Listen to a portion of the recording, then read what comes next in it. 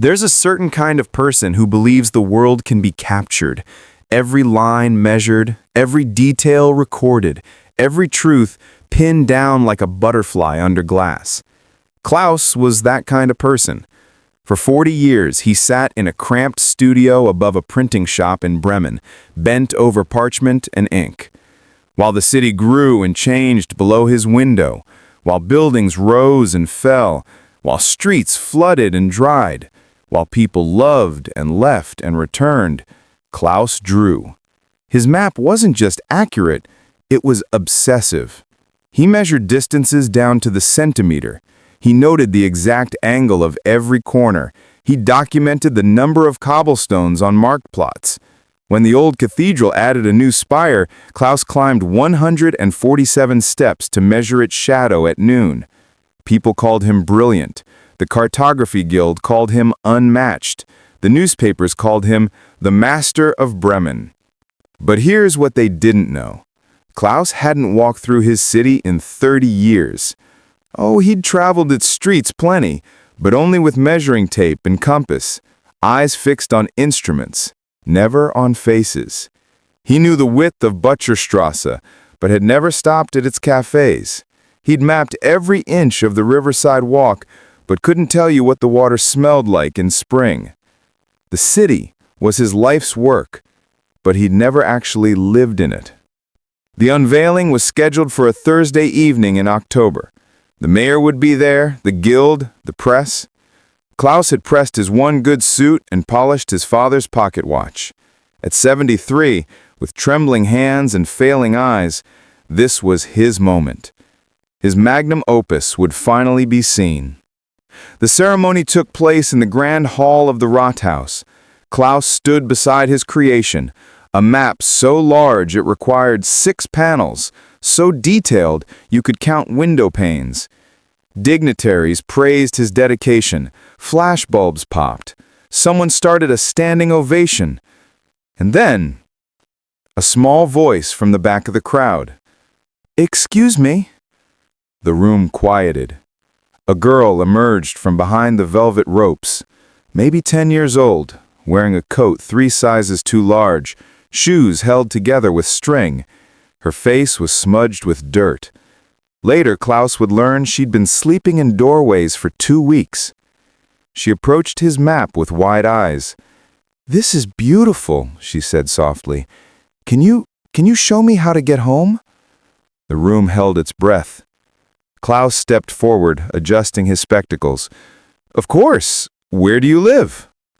"Westerstrasse, number 47, but—" She bit her lip. "But I don't remember which way to go from here. And it gets dark, and the streets all look the same, and I get scared." Klaus studied his map. He found Westerstrasse immediately. There, precisely rendered, every building numbered. He traced a route with his finger. 3 blocks north, 2 east, 1 south. "It's quite simple," he said. "You exit through the main doors, turn right, proceed north on—" "But which way feels safe?" the girl interrupted. "Which streets have lights? Where do the nice people walk their dogs? My mama used to take me a special way, but I can't remember." Klaus stared at his map. All those lines, all those measurements, all those years. And he couldn't answer a single one of her questions. A reporter stepped forward to help the girl. The ceremony continued. Klaus received his medal, but he doesn't remember any of it, because something had broken open inside him. That night, Klaus did something he hadn't done in decades. He walked. Not to measure, not to document, just to walk. He started at Westerstrasse 47, a narrow building with window boxes empty of flowers. He imagined a little girl running down those steps each morning. Then he walked the route he'd drawn for her, sterile, efficient, perfectly direct, and utterly joyless. So he tried another way. This route took him past a bakery that opened at dawn, its windows golden, its threshold swept clean by an old woman who hummed while she worked, past a small park where a dog waited every evening for his owner to return from work, past a bridge where someone had carved M plus J forever, and below it, in smaller letters, still true 20 years later. This was the way someone would walk home. Not the shortest distance, the safest distance, the human distance. Klaus returned to his studio as the sun rose. He stood before his life's work, 6 panels of geometric perfection, a masterpiece of precision that knew everything about Bremen except what it felt like to live there. He thought of the girl.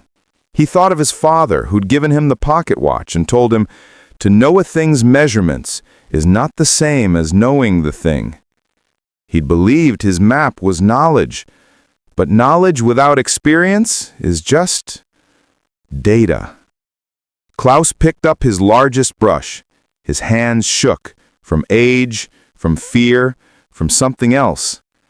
He dipped it in ink. And then he made a choice that would have horrified the guild, shocked the mayor, and disappointed everyone who'd ever called him master. He started painting over his map. Not to destroy it, to complete it. Over the precise lines of Boderstrasse, he wrote, Café Schmidt, best coffee in Bremen, served by Anna who remembers everyone's name. Along the riverside walk, smells like rain and rust and possibility. Beside the cathedral, echo makes children laugh. He worked for 3 days straight. When he finished, his perfect map was covered in stories, warnings, secrets, the things you learn not from measuring a city, but from belonging to it. The Cartography Guild called it vandalism. The mayor called it senility. But when Klaus finally hung his map in the public square, free for anyone to see, something unexpected happened. People stopped. They read.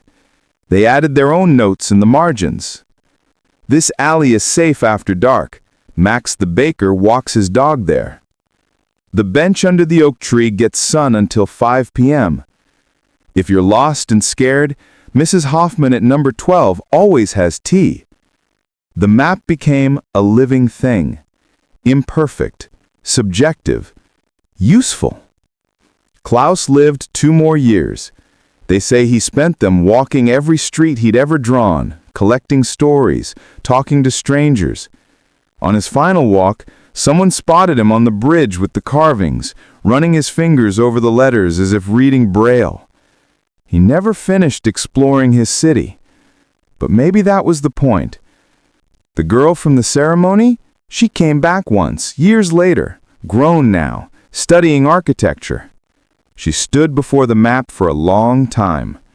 Then she added something in the margin. The man who made this taught me that some distances can't be measured in steps. So here's what Klaus learned too late, and what perhaps we're all still learning. You can spend a lifetime documenting something, mapping it, measuring it, trying to capture its essence, and still never truly know it. Because knowing requires more than observation. It requires participation, vulnerability, the willingness to get lost. Perfection, it turns out, is just another word for isolation. The real masterpiece isn't the thing you create from a distance.